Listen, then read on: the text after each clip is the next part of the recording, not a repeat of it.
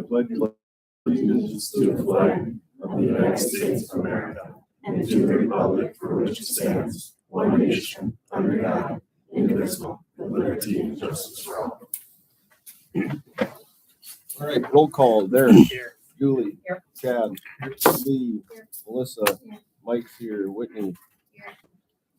Craig. Here. Nathan. Here. John. Here. Gretchen. Here. Phoebe. All right, adoption of the agenda. Derek moves it. Julie seconds. All in favor say aye. Aye. All opposed say no. Motion carries 7-0. Public comment. Mark Ogdahl has been requested to address the board. Mark, have you got a copy of the policy, the public comment policy and all that? Okay, well, just to basically summarize it, you get 5 minutes and please refrain from, well, and please refrain from for privacy issues involving names if possible. Thank you, sir. All right, floor is yours. Wherever you'd like to stand or. A lot of people here, this is a lot more than what I'd expect for what I dealt with in government. I'm just gonna share a little bit of what happened to me when I was a sophomore in high school, in this school. I'm gonna read exactly what my severe clause in insubordination was. This was kept from my mother, my scrapbook. So, insubordination. Verbally refusing to serve detention, threatening to kill a teacher, was going to cut my head off with a knife, threatening me, said, watch out, he would get me. Did I say those things? Absolutely right. I did. I was a sophomore, I was pissed off. I had a friend goading me. Was it an impulse reaction? 100%. What happened went down. There was a principal by the name of Ed Frickenstead. Teacher wanted to press charges. He says, you go back to the classroom. This is going to get settled. Did I get punished? Absolutely. Did I serve in school suspension? Yep. And he said, you're going to get out of that environment. You and this other teacher have had a lot of issues. This is going to get settled. That was when I was a sophomore. What happened to me? I graduated from Caledonia. Did I have any other issues there? No. Did I ever get in trouble again with my principal, teachers? Absolutely. I was a young man. Now, that gets settled with two people having a conversation, one being me, knowing who's in authority and what I needed to do. I did it to a point, but there was always a conversation. Whenever I made a mistake, I got addressed, me and the principal. And then obviously it went home. And then those punishments, they're between family and they are just and they're right. And that's where they deserve to be. Fast forward, I was 36 years ago. This was about 10 years ago. This is a picture of Christ pulling Peter out of the water. This is a letter I got. Remember, life is a journey. And many times not easy, but you will succeed. Life is good. The Lord is always there and will provide and take care of you. Mark, I apologize for not doing this sooner. I hope things are getting better for you. It's been a long, hard haul. But I know you'll pull through this illness. I've always had a great deal of respect for you as a person, and I will continue to. I pray for you often, and I think of you often. Sincerely, Ed and Mark Frickenstead. That was 10 years ago.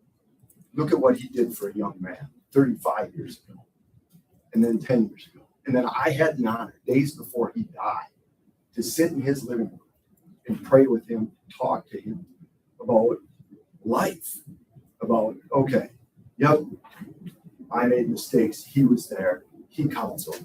He didn't throw me to the dogs. He didn't pull out a handbook. He didn't do any of that. He's like, I know you and you know me.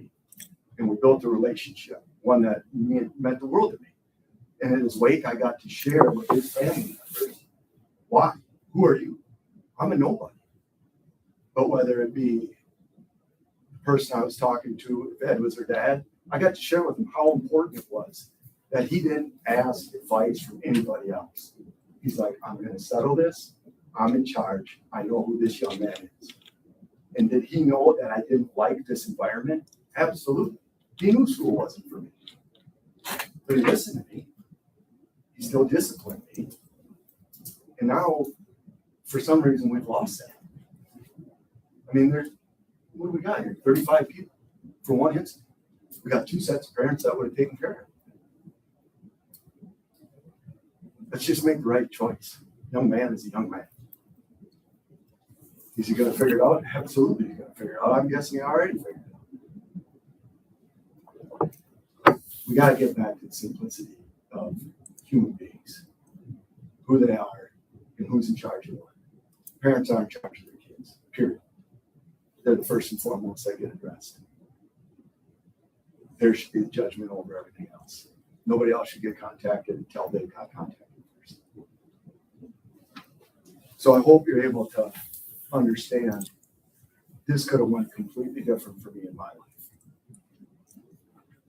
I want you to think how I would have reacted if these words came out of my mouth, if all of a sudden he said, there's nothing I can do. I can tell you, I would have had this much confidence coming back to school because I wouldn't have been able to trust him. And that's my community. That's supposed to be my secondary family. When my family drops me off, that's where I'm supposed to be going. That's what I'm supposed to trust. So if we want our young men and women to have confidence in our counsel, we have to earn that right. And I had a man that he changed my life by doing that. And it was from an institution I hated to be in. So I hope that helps everybody here when all this has to be said and discussed, that it's supposed to be a personal relationship for the benefit of the person that's here to help them for the rest of their life, not to protect ourselves, to take care of ourselves and think we're doing the right thing because somebody else said that's the right thing. The right thing comes from in here and from the person of Christ, the counsel. So, Father in heaven, I thank you for this time. I thank you for all that you give us here. Your word is clear. We'll reap what we sow. I thank you for everything. For instead, we sow good seeds. And I hope this whole thing reads them. Jesus' name. All right, thank you, Mark. I'm going to do, if that's okay. Oh, okay. So just so y'all, this is a little bit confusing how this lays out, but there's actually going to be 2 closed sessions here. I'll make a motion to go into closed session. The board will discuss the findings, etc. It'll be the board, Nate and Craig in that closed session. And then we'll have to reopen. We go into a second closed session then for where Mr. Murphy and the people involved can say their piece, and then we reopen it for the rest of the meeting. So I believe that Karen has the library open. If you want to filter on there, is that correct? Okay, so in that case, let's see here. In that case, I would like to make a motion to go into closed session. Do I have a second? All right, Lee seconds it. All in favor, say aye. Aye. All opposed, say no. Okay, it is 5:39, and we are now closed. So if y'all would please head down to the library, I'd appreciate it. Thank you. Just make sure we make notes for me. Can we open back up the time and all that good stuff? Notes. Yeah, like first and second and time.